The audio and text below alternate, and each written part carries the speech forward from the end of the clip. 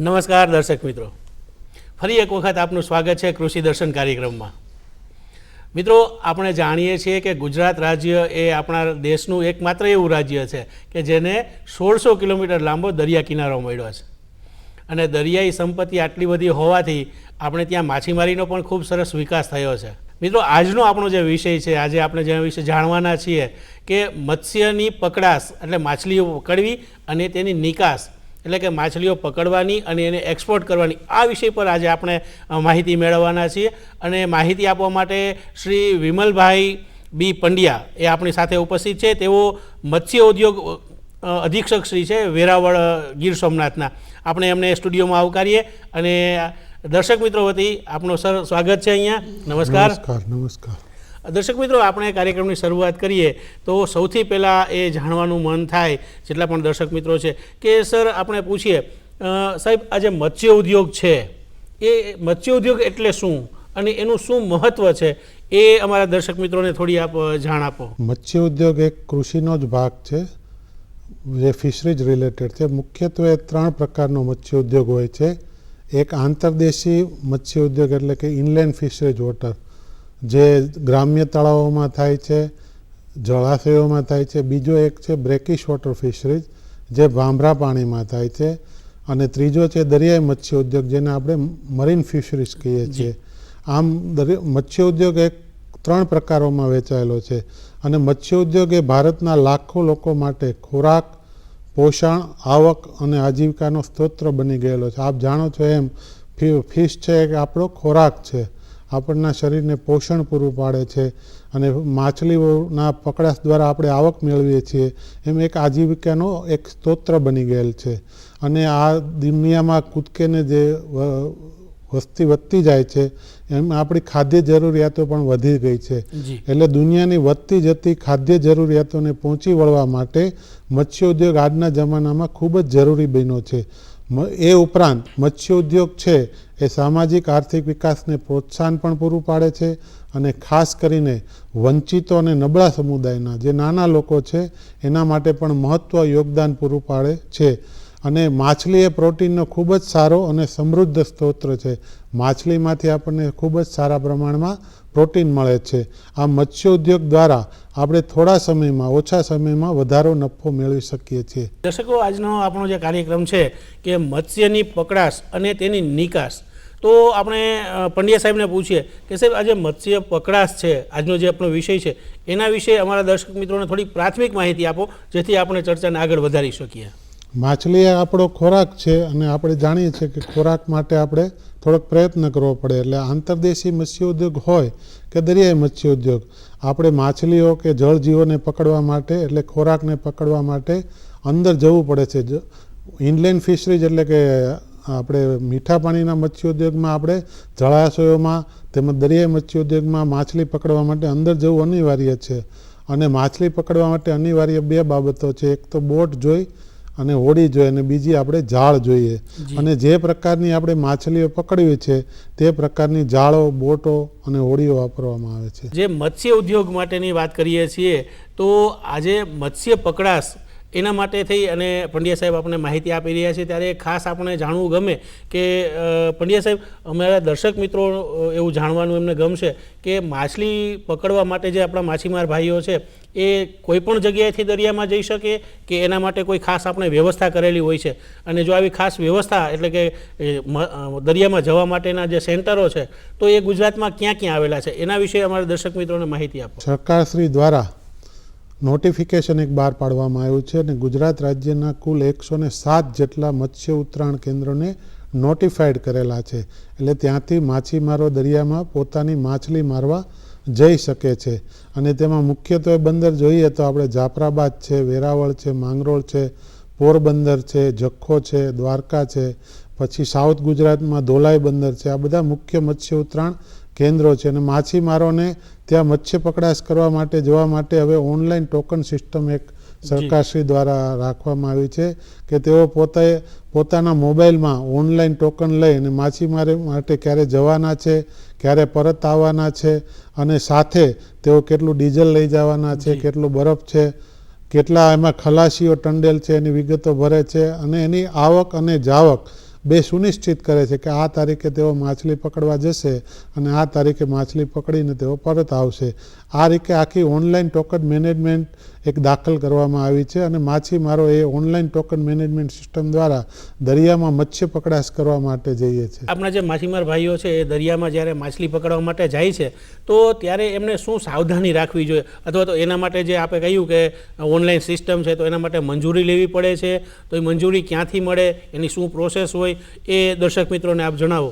દરિયામાં જવું એક તમે જાણો છો કે થોડુંક રિસ્કી છે, થોડુંક જોખમી છે, એટલે માટે માછીમારો પોતાના જોખમ લઈને જાય છે ત્યારે પોતાની બોટમાં ખલાસીઓ ટંડેલ માટે પૂરતા પ્રમાણમાં લાઈફ જેકેટ લઈ જાય છે, રિંગ બોયા લઈ જાય છે. એ ઉપરાંત હવે આધુનિક જીપીએસ પણ લઈ જાય છે, જેથી તેને પોતાને ખબર પડે કે આપણે સાચી દિશામાં જઈ રહ્યા છીએ કે કેમ. અને મેં કહ્યું અગાઉ કે ઓનલાઈન ટોકન મેનેજમેન્ટ દ્વારા તેઓ પોતાનું માછીમારી કરવા જાય ત્યારે સુનિશ્ચિત કરે છે કે ક્યારે જશું ને ક્યારે પાછે આપણે માછલી મારીને આવશું. એની મંજૂરી લેવા માટે થઈને એમની જે પ્રોસેસ કરવાની હોય એ કેવી રીતની હોય છે? મંજૂરી માટે જેઓની બોટો છે એની રજિસ્ટર્ડ કરાવવી પડે છે. એના માટે મર્ચન્ટ શિપિંગ એક્ટ 1958 નીચે અમે દરેક મત્સ્ય બોટો છે એનું રજિસ્ટ્રેશન કરીએ છીએ. એ ઉપરાંત તેઓના લાયસન્સ પણ અમે ગુજરાત મત્સ્ય ઉદ્યોગ કાયદો 2003 મુજબ એને 3 વર્ષ માટે લાયસન્સ આપે છે. એટલે દરિયામાં જતી માછીમારી કરવા માટે તેઓને રજિસ્ટ્રેશન કરાવવું પડે છે. તે ઉપરાંત તેઓને લાયસન્સ પણ મેળવવું પડે છે. જી દર્શક મિત્રો, આજે આપણે વાત કરી રહ્યા છીએ કે મત્સ્ય પકડાશ અને તેની નિકાસ વિશે. અને આજે આપણા જે ગુજરાતના દરિયાઈ પટ્ટા પર વસતા જે માછીમાર ભાઈઓ છે એમને ખૂબ જ અગત્યની માહિતી મળી રહી છે, ત્યારે આપણે એમને એ પણ જાણવાનો પ્રયત્ન કરીએ પંડ્યા સાહેબ પાસેથી કે આપણે જે વાત કરી કે દેશમાં આપણા રાજ્યમાં ઘણા નોટિફાઈ પેલા ઉતરાણ કેન્દ્રો છે કે જ્યાંથી માછીમારો દરિયામાં માછીમારી કરવા માટે જઈ શકે છે. તો આવા જે મત્સ્ય ઉતરાણ કેન્દ્રો હોય ત્યાં શું શું સુવિધાઓ હોય જે માછીમાર ભાઈઓને મળે છે, એના વિશે થોડી માહિતી આપો આપ. માછલી એ આપણો ખોરાક છે અને એક પેરિશેબલ ગુડ છે. જો સારી રીતે સાચવી નહીં તો બગડી જાય છે. એટલે માછલીઓને આરોગ્યપ્રદ સારી સ્થિતિમાં જાળવવા માટે સૌપ્રથમ તો જ્યારે માછીમારી કરીને બોટો આવે ત્યારે હાઇજેનિક કન્ડિશનમાં એની ઉતરાણ થાય અને પ્રોસેસિંગ પ્લાન્ટ સુધી સારી હાલતમાં પહોંચે એ માટે આપણે ફિશરીઝ ટર્મિનલ ડિવિઝન બનાવવામાં આવ્યા છે. અને વેરાવળ છે, માંગરોળ છે, પોરબંદર છે, જખો છે અને ધોલાઈ બંદર છે, ત્યાં આખા ફિશરીઝ ટર્મિનલ ડિવિઝન છે. ત્યાં આગળ સારી સ્થિતિમાં તેઓ માછલીઓને ઉતરાણ કરે છે. તેઓને પાણીની સુવિધા મળે છે, બરફની સુવિધા મળે છે, ડીઝલની સુવિધા મળે છે. અને તેઓ માછલીઓને જે પકડીને લાવ્યા હોય તેનું ત્યાં ઉતરાણ કરીને પોતે પાછા ડીઝલ, બરફ, પાણી લઈને પાછા ફરીવાર દરિયામાં માછલી પકડવા જાય. એટલે સારામાં સારી હાલતમાં એઓને આરોગ્યપ્રદ સ્થિતિમાં માછલીઓ ઉતરાણ કરી શકે તેવી તમામ સુવિધાઓ પૂરી પાડવામાં આવે છે. જી બિલકુલ. દર્શક મિત્રો, જ્યારે મત્સ્ય ઉદ્યોગની વાત ચાલતી હોય ત્યારે એનું આવશ્યક અંગ, જેમ સાહેબે કહ્યું કે 2 આવશ્યક અંગો છે. એક તો સૌથી પહેલું એમાં બોટ અથવા તો હોડી, નાવ, વહાણ, આપણે જે પણ એને શબ્દ આપીએ. તો આજે સાહેબ જે હોડીઓ હોય છે માછલી પકડવાની, એના કેટલા પ્રકારો હોય અને એ કઈ કઈ જાતની હોય, એની પ્રાથમિક માહિતી અને થોડીક અમારા દર્શક મિત્રોને આપશો તો એમને એ ગમશે. મત્સ્ય પકડાશ માટે બોટ અને જાળ કેવા પ્રકારની માછલીઓ મારવી છે એના ઉપર છે. પ્લસ આપણે કેટલું પાણી ઊંડું છે, કેટલી ઊંડાઈથી માછલી મારવી છે એના ઉપર આખી બોટની કદ, ડિઝાઇન આખું નક્કી કરવામાં આવે છે.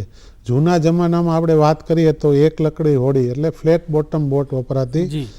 પછી ત્યારબાદ હાલાર વિસ્તારમાં હાલાર મછુઓ કરીને હાલાર મછુઆ માછીમારો દ્વારા વાપરવામાં આવતા. નવલખી વિસ્તારમાં નવલખી હોડીઓ દ્વારા માછીમારી કરવામાં આવતી. પોરબંદર સાઈડ પોરબંદરનો મછુઓ પ્રખ્યાત હતો. વેરાવળ સાઈડ વેરાવળનો લોધિયો છે. એ બધી જૂના જમાનામાં હોડીઓ બોટો વપરાશમાં લેવામાં આવતી. હાલમાં જોઈએ તો 2 પ્રકારની છે. ટ્રેડિશનલ બોટ એટલે કે OBM બોટ કે જેમાં પીલાણા છે, નાના ટેંડિયા છે. આ બધામાં એન્જિન બહાર હોય, આઉટબોર્ડ મશીન. જ્યારે માછીમારને દરિયામાં જવું હોય ત્યારે મશીન ફિટ કરી અને દરિયામાં માછીમારી કરવા જાય એટલે OBM ટાઈપ નાની ટ્રેડિશનલ બોટ. અને બીજી છે IBM એટલે ઇનબોર્ડ મશીન કે એમાં મશીન ઓલરેડી ફિટ કરેલું હોય છે. અને આ જે IBM બોટ છે એમાં પણ અલગ અલગ જાતની હોય છે. ટ્રોલ નેટર છે, ડોલ નેટર છે, ગિલ નેટર છે. અને જે ટ્રોલ નેટથી માછીમારી કરે એ બોટને ટ્રોલ નેટર કહેવાય. ડોલ નેટ વાપરતા હોય એ બોટને ડોલ નેટર કહેવાય, અને ગિલ નેટથી જે બોટ માછીમારી કરે એ બોટને આપણે ગિલ નેટર કહીએ છીએ. આમ માછલી પકડવાની હોડીઓ છે એ અગાઉ લાકડામાંથી ફક્ત બનાવવામાં આવતી, પણ હાલમાં ફાઇબરમાંથી પણ બનાવવામાં આવે છે. ફાઇબરની હોડીઓ માછીમારોમાં ખૂબ જ પ્રચલિત બની છે. અને મને વિશેષ જણાવતા આનંદ છે કે એક વેરાવળમાં CFT એક સંસ્થા છે, ત્યાં આખું ક્રાફ્ટ એન્ડ ગિયર સેક્શન આવેલું છે કે માછલીઓ પકડવા માટેની હોડી બોટો છે, જાળો છે, એમાં સતત સંશોધન થાય છે અને માછીમારોને કઈ રીતે ઉપયોગી નવું સંશોધન થાય, લેબ ટુ લેન્ડ કહેવાય છે. એ લોકો પોતાની રીતે પ્રોસેસ કરી અને નવી ડિઝાઇન નક્કી કરે છે, પછી માછીમારોને સમજાવે છે અને માછીમારો એની ઉપયોગિતા સમજી અને પોતાના વ્યવસાયમાં એનો ઉપયોગ કરે છે. દર્શક મિત્રો, હોડીઓ વિશેની ખૂબ રસપ્રદ માહિતી આપણે મેળવી. હવે જેમ અગાઉ વાત કરી કે મત્સ્ય ઉદ્યોગ માટે થઈ અને બે મહત્ત્વના જે ઉપક્રમો છે, જે એના માટેના આધારભૂત જે મુદ્દાઓ છે, એમાં એક વાત આપણે કરીએ હોડીની. હવે બીજી વાત આપણે કરીએ કે જાળ વિશે. જે માછલી પકડવાની જે જાળ છે એના પણ ઘણા બધા પ્રકાર હશે. તો આપણે સાહેબને જ પૂછીએ કે સાહેબ, અમારા દર્શક મિત્રોને આપ જણાવો કે જે મત્સ્ય ઉદ્યોગની જે જાળો છે એ કેવા પ્રકારની હોય છે અને હાલ એમાં અદ્યતનમાં શું કઈ રીતનું અપડેટ છે. આદિકાળથી માણસ જળ વિસ્તારમાંથી માછલીઓ પકડતો આવ્યો છે. પહેલાં કંઈ પણ શોધ નહોતી થઈ ત્યારે પાણી નદી કિનારે કે માછલીઓ પકડવા માટે ભાલા લઈને ભાલાથી માછલીમારી કરતા. ત્યારબાદ એમાં ઇમ્પ્રુવમેન્ટ થયું ને વાંસની ચીપ અને વાંસની ચીપના પાંજરા બનાવતા અને પાણીના પ્રવાહ સામે આ વાંસના પાંજરા ગોઠવી દેતા, પછી એમાં માછલી પકડાય અને એ રીતે પકડતા. ત્યારબાદ પટ્ટી જાળ છે, ગુંજા જાળ છે, ચક્ર જાળ છે, છોગિયા જાળ છે વગેરે જાળ અસ્તિત્વમાં આવી. હાલમાં ડોલનેટ છે, જાડા જાળ છે, ટ્રોલનેટ છે, કાસ્ટનેટ છે અને હુક એન્ડ લાઇનથી પણ માછીમારી કરવામાં આવે છે. આ જાળો બે પ્રકારની હોય છે, એક સ્થિર પ્રકારની સ્ટેગ્નન્ટ અને એક તરતી પ્રકારની. ટ્રોલનેટ છે એ તરતી પ્રકારની છે કે એ બોટની પાછળ તરતી આવે છે, જ્યારે ડોલનેટ છે એ સ્થિર પ્રકારની છે, એક જગ્યાએ બાંધીને સ્થિર રાખવામાં આવે છે. જેવી રીતે ઝાડ અને બોટની વાત કરી તો આપણે માછીમારીના ઘણી જે સ્થળો જ હોય છે. દર્શક મિત્રોએ જોયું હશે કે ઘણી જગ્યાએ નદીમાં, ઘણી જગ્યાએ તળાવમાં, ઘણી જગ્યાએ ડેમમાં અને જેમ દરિયાની સાથે ઘણી જગ્યાએ માછીમારી કરવામાં આવતી હોય છે. તો આપણે પંડ્યાજીને પૂછીએ કે સાહેબ, આ જે માછીમારી કરનારી અલગ અલગ જગ્યાઓ છે એના વિશે એક તો થોડી માહિતી આપો, અને આ માછીમારીમાં પણ કોઈ સિઝન કે ઓફ સિઝન હોય તો એના વિશે પણ થોડી અમને માહિતી આપો. મત્સ્ય ઉદ્યોગ કાયદો 2003માં એક ઓફ સિઝન નક્કી કરવામાં આવી છે. ઓફ સિઝન શા માટે? કારણ કે દરિયામાં જો માછીમારી કરવા જાય તો ચોમાસામાં ઘણીવાર ચક્રવાત આવે છે, દરિયો રફ થઈ જાય છે, એટલે માછીમારી શક્ય નથી. એ ઉપરાંત આ બ્રીડિંગ સિઝન હોય છે, માછલીઓને ઈંડા દેવાનો, બચ્ચા દેવાનો સમય હોય છે.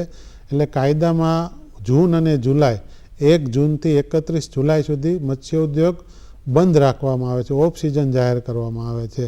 આ દરમિયાન માછીમારી પ્રતિબંધિત છે અને લોકો માછલી પકડી શકતા નથી. જળાશય હોય કે દરિયામાં હોય, આ 2 માસ માટે માછીમારી ઉપર પ્રતિબંધ રાખવામાં આવે છે. મત્સ્ય ઉદ્યોગની આપણે વાત કરીએ અને જે એના ખાસ અગત્યના સાધનોની પણ વાત કરી તો જેમ આપણે કહ્યું કે ઓફ સિઝન હોય છે, તો આવા સમય દરમિયાન અમે માનો કે જે ખેતી કરતા ખેડૂતો છે, જમીન પર જે ખેતી કરે છે, એ ખેડૂતો ઓફ સિઝનમાં પોતાના સાધન સામગ્રીની સંભાળ લેતા હોય, તો આપણા જે માછલીની ખેતી કરે છે એટલે કે મત્સ્યોદ્યોગ કરે છે એ આપણા જે મિત્રો છે, માછીમાર મિત્રો, એ ઓફ સિઝનની અંદર પોતાના સાધનોની કઈ રીતે એ સાર સંભાળ લે છે?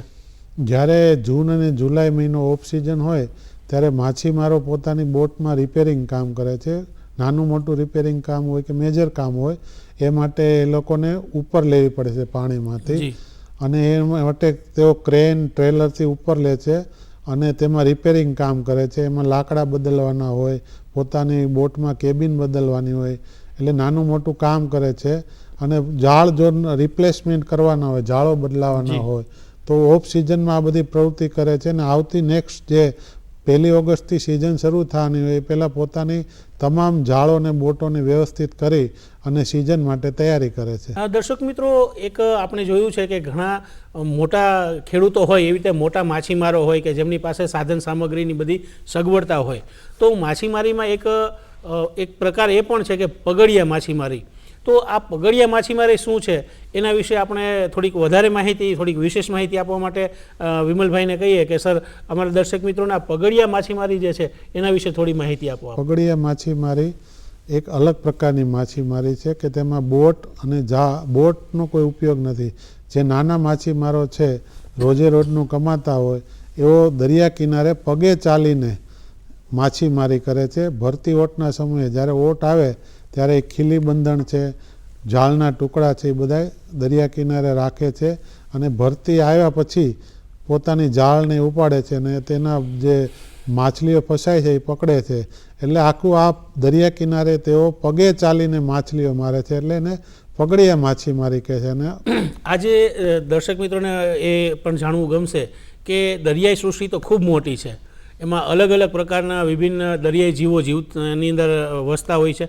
તો આપણા જે મત્સ્યોદ્યોગના જે માછીમાર ભાઈઓ છે એ કયા કયા પ્રકારની માછલીઓ પકડતા હોય છે, તો એના વિશે સાહેબ આપણા દર્શક મિત્રોને થોડી માહિતી આપો ને.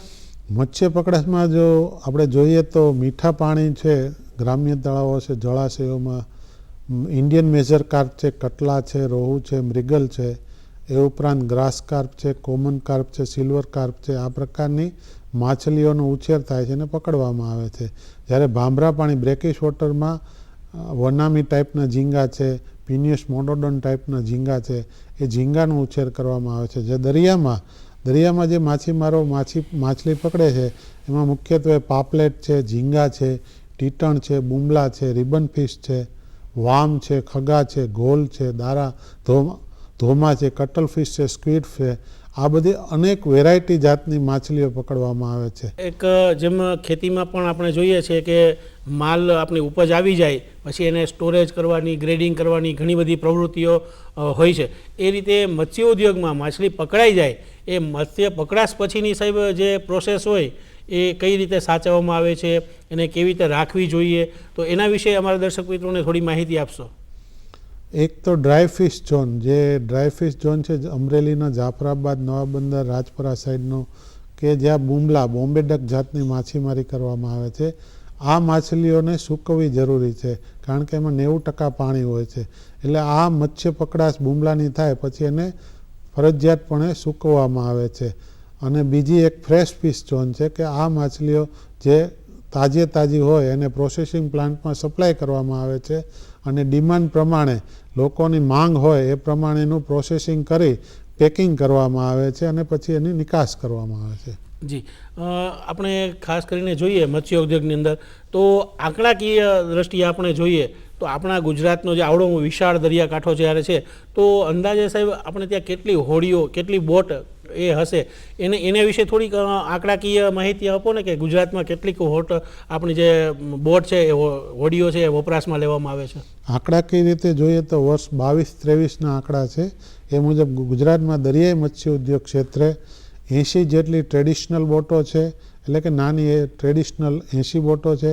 8695 જેટલી નાની પિલાણા OBM કે જે એના એન્જિન બહાર હોય છે, આઉટબોર્ડ મશીન ટાઈપના, એવી 8695 જેટલી નાની પિલાણા OBM રજિસ્ટર્ડ થયેલી છે તથા 18341 જેટલી મોટી IBM એટલે કે ટ્રોલ નેટર છે, ગિલ નેટર છે, આ 18341 જેટલી મોટી IBM બોટો રજિસ્ટર્ડ થઈ છે. તેમજ ગુજરાતમાં આંતરદેશી મત્સ્ય ઉદ્યોગમાં જોઈએ એટલે મીઠા પાણીમાં જોઈએ તો ટીન બોટ ટાઈપ 8525 જેટલી ટ્રેડિશનલ હોડીઓ અને 952 જેટલી મિકેનાઇઝ બોટો રજિસ્ટર્ડ કરવામાં આવેલ છે.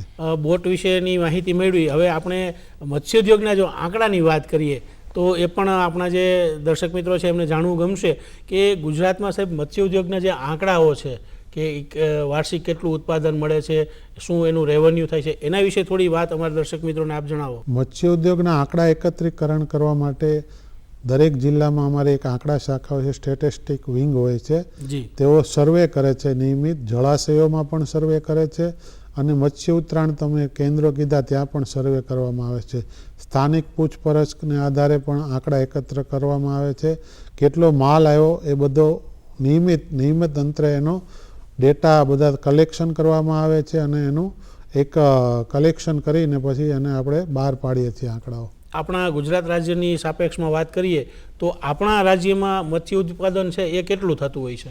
આંકડાકીય રીતે જોઈએ તો વર્ષ 22-23માં ગુજરાતમાં મત્સ્ય ઉત્પાદન 7.03 લાખ મેટ્રિક ટન જેવું અને આંતરદેશી મત્સ્ય ઉદ્યોગ ક્ષેત્રે જોઈએ તો 1.94 લાખ મેટ્રિક ટન જેવું મત્સ્ય ઉત્પાદન થયેલ હતું. અને મને જણાવતા આનંદ થાય છે કે ભારત દેશમાં ગુજરાતે બીજા નંબરે દરિયાઈ મત્સ્ય ઉદ્યોગ ઉત્પાદનમાં આવે છે. આપણે વાત કરી અત્યારે આપણો જે વિષય છે આજનો કે મત્સ્ય પકડાશ અને તેની નિકાસ, તો માછલી પકડવા વિશે આજે ઘણી બધી ચર્ચાઓ કરી, બોટ વિશે વાત કરી, ઝાડ વિશે વાત કરી, માછલીઓના પ્રકાર આપણે જાણ્યા. હવે આપણે નિકાસની વાત કરવા જઈએ તો સાહેબ આપણે ગુજરાતમાંથી ખાસ કરીને વાત કરીએ તો ગુજરાતમાંથી વર્ષે કેટલું નિકાસ થાય છે અને એ જે એ આંકડાકીય દ્રષ્ટિમાં આપણે જોઈએ તો કયા કયા દેશોમાં એને આપણે મોકલવામાં આવે છે?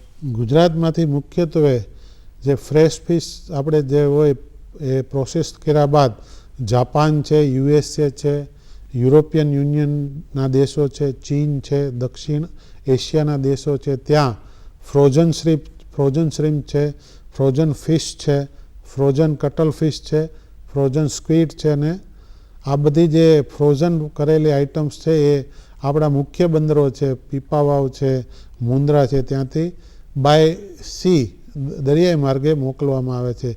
અને એ ઉપરાંત આપણે વાત કરી કે ડ્રાય ફિશમાં પણ ફિશ મિલ પાવડર છે, સૂકા બુમલા છે, બાય રોડ ટ્રાન્સપોર્ટ માર્ગે નજીકના દેશોમાં અને નજીકના રાજ્યોમાં આપણે નોર્થ સ્ટેટમાં પણ આપણે સપ્લાય નિકાસ કરવામાં આવે છે. જ્યારે નિકાસની વાત કરીએ તો જે માછીમાર ભાઈઓ આ મત્સ્ય પકડાશ કરે છે અને એમને નિકાસ કરવાનો છે તો એના માટે થઈને કઈ કઈ સરકારી એજન્સીઓ છે એ આમાં કામ કરતી હોય છે? કેન્દ્ર સરકારની એક marine product export development agency છે એમપીડા, જે મિનિસ્ટ્રી ઓફ કોમર્સ નીચે આવે છે.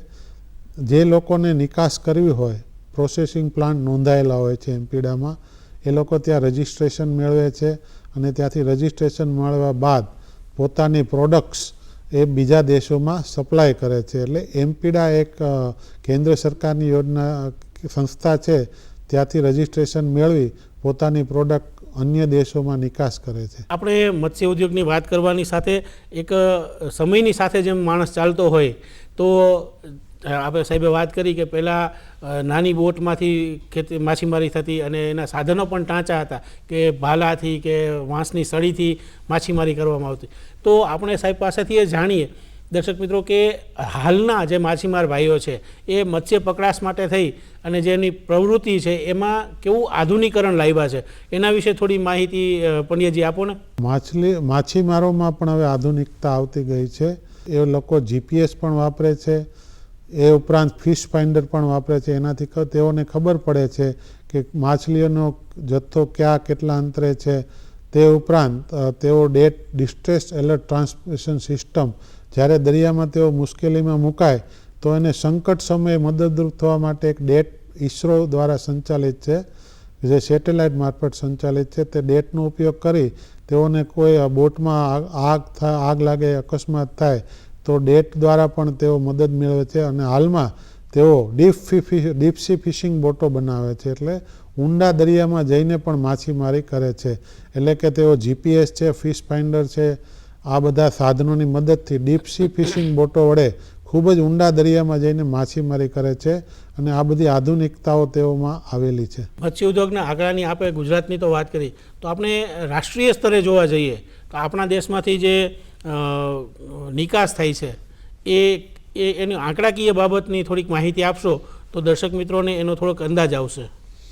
આંકડાકીય રીતે જોઈએ તો વર્ષ 2022-23માં ગુજરાત રાજ્યમાંથી આપણે જથ્થા પ્રમાણે, ક્વોન્ટિટી પ્રમાણે જોઈએ તો 2,84,850 મેટ્રિક ટન જેટલું કે જેનું વેલ્યુએશન 5,864.30 કરોડ જેવું થવા જાય છે, તેટલું વિદેશોમાં આપણે નિકાસ કરવામાં આવેલ છે. અને આ નિકાસ દ્વારા આપણે વિદેશી હુંડિયામણ બહારના દેશોમાંથી આપણા ભારત દેશમાં આવેલ છે. એટલે વિદેશી હુંડિયામણ ખૂબ જ મોટા પ્રમાણમાં મત્સ્યોદ્યોગ દ્વારા આપણા દેશમાં આવે છે. દર્શક મિત્રો, આજનો જે આપણો કાર્યક્રમ છે કે મત્સ્ય પકડાશ અને એની નિકાસ અને માહિતી આપવા માટે વિમલ સર આપણી સાથે છે.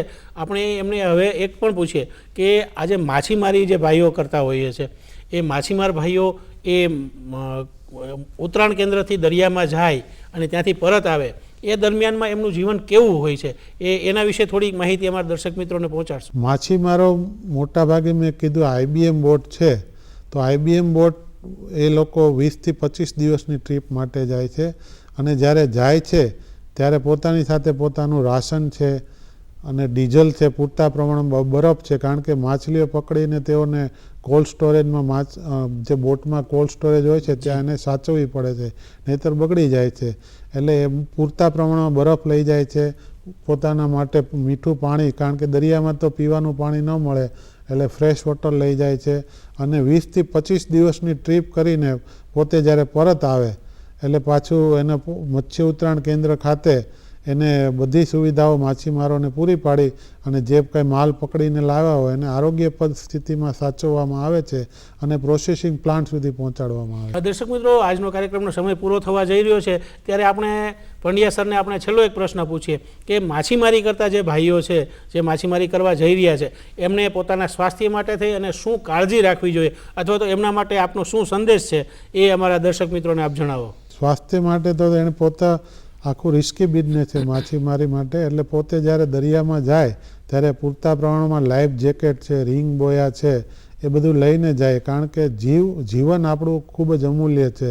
એટલે માછીમારોને એક ખાસ સંદેશો દેવાનો છે કે પોતે જ્યારે દરિયામાં માછીમારી કરવા માટે જાય ત્યારે પોતાના ટંડેલ ખલાસીઓ માટે પૂરતા પ્રમાણમાં લાઈફ જેકેટ રાખે, રિંગ બોયા રાખે, નેવિગેશનલના જે સાધનો છે, GPS છે, ફિશ ફાઇન્ડર છે અને VHF છે, એ બધા સાધનો રાખે અને કાયદામાં જેટલી જોગવાઈ છે એ પ્રમાણે રજિસ્ટ્રેશન કરાવીને જાય, લાયસન્સ કરાવીને જાય અને બીજાની જિંદગી જોખમમાં ન નાખે એવા બધા પ્રયત્ન કરવા જોઈએ. દર્શક મિત્રો, આજનો આ કાર્યક્રમ કે મત્સ્ય પકડાશ અને નિકાસ, આજે આપણે ખૂબ સરસ માહિતી વેરાવળના મત્સ્યોદ્યોગ અધિક્ષક શ્રી વિમલભાઈ બી પંડ્યા સાહેબે આપણને આપી.